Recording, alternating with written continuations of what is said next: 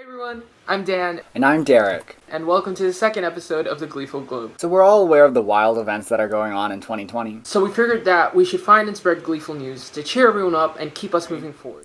The next article is talking about how the Senate has unanimously passed the bipartisan bill ordering gill nets to be phased out of the use along the coast of California, which would allow a lot of marine life to swim freely again.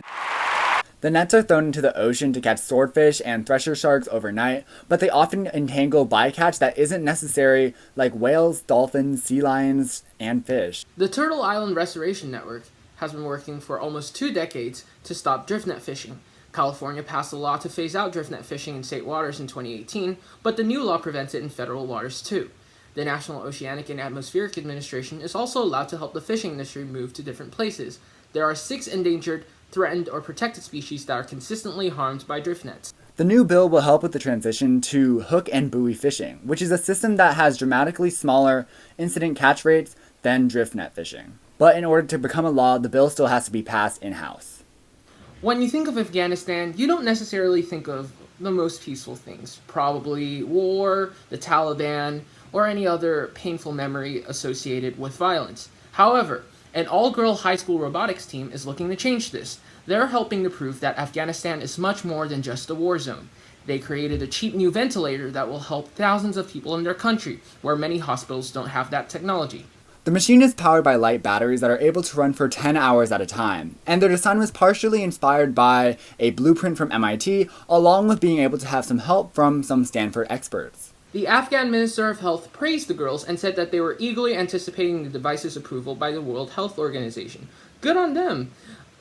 Our next article is talking about how Hanes has donated 1 million masks to homelessness across America to prevent the spread of COVID-19. They are giving special emphasis to hotspots and allowing the group called the Invisible People to go around and give the masks to the homeless.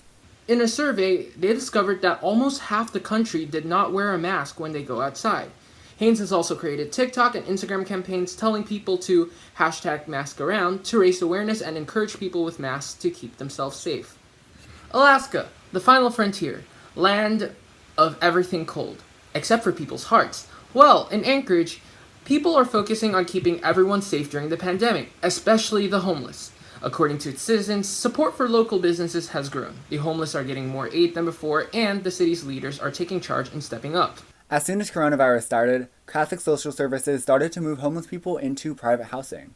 However, many of the newly housed people still lack their basic necessities. They asked for help, and the organizations called the Coronavirus Days of Caring, along with Hotel Captain Hooks, started a drive to get these supplies. For every person who dropped items off and took a selfie there, the hotel would donate $10 to a staffer who was let go due to the pandemic. The items donated filled up 2 huge box trucks. This act of kindness wasn't uncommon, as the residents there were raising lots of money for minority groups and running errands for neighbors that were high risk for COVID. And now, onto street vendors. They do a lot for us, but they're often underappreciated in our community. Well, Kania Berrigan was walking in Santa Ana, California, when she saw a tired street vendor, Don Joel, selling tamales and decided to give him some money and food. She also listened to his story. She says he reminded her of her parents. He sells tamales made by a local woman and gets just enough money to buy food, but not enough for his meds or a phone. He isn't able to find a job because of his age. She put out a plea for help on Instagram and was flooded by $84,000 in donations. Kenia also bought him a new wheelchair and a new pair of shoes, a level of generosity Don Joel says was life-changing. Kenya says that she's always looking out for ways to help people, and that one of her goals is to establish a shelter for homeless people. She hopes that this will encourage other people to look out more for the others in their community. Racism. It should never be in our community, and when something like this happens, we all don't like it.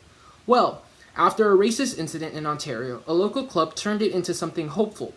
Mo Ellis joined Dad Club London to network and connect with his new community. The club is diverse and many of its members are minorities. When the founder, Jeremy McCall, posted his support for Black Lives Matter on Facebook, Ellis reached out to show his appreciation and mentioned the racism that he faced at work. McCall decided to take action and organized a secret fundraiser so that the community could show support for Ellis and his family.